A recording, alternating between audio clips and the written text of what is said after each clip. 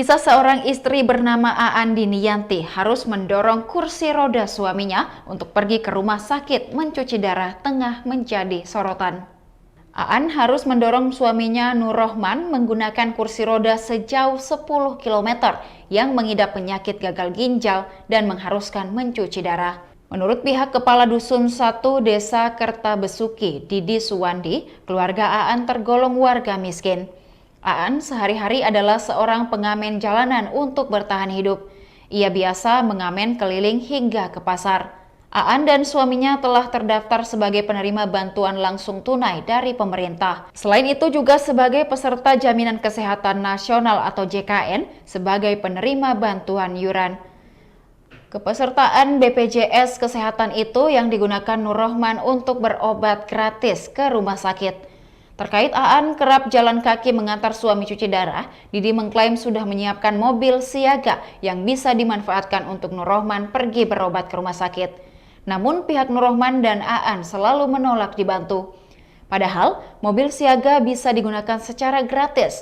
Aan Diniyanti mengaku sejak 2018 berjalan mendorong kursi roda sejauh 10 km bolak-balik mengantarkan suaminya Nur Rohman dari rumahnya di Desa Kertabesuki berobat ke RS Bakti Asi, Kabupaten Brebes, Jawa Tengah. Karena tak memiliki uang beli bensin dan tak ingin merepotkan orang lain, menjadi alasan Aan dan Nur Rohman enggan menggunakan mobil siaga milik pemerintah desa. Kisah Aan ini rupanya juga langsung ditanggapi Gubernur Jawa Tengah Ganjar Pranowo. Melalui akun Twitternya, Ganjar langsung memerintahkan Dinas Kesehatan untuk mencari dan melayani dengan segera warga tersebut.